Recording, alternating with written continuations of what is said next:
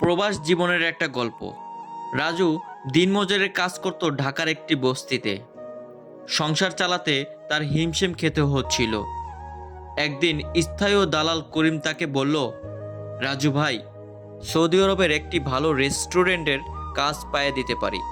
মাসে কমপক্ষে 60 থেকে 70 হাজার টাকা বেতন, থাকা খাওয়াও ফ্রি, শুধু পাসপোর্ট ভিসার জন্য একটু খরচ করতে হবে।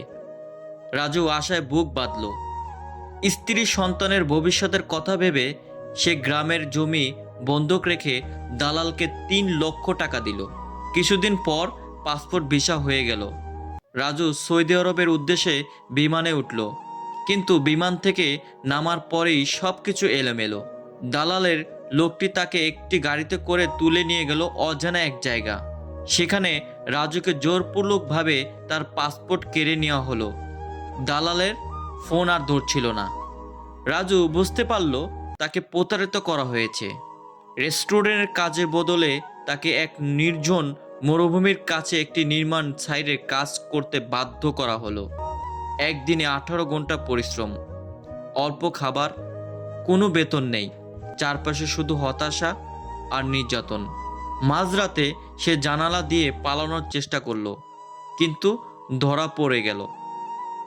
মালিকের লোকেরা তাকে মারধর করে লোহার শেকলে বেঁধে রাখলো।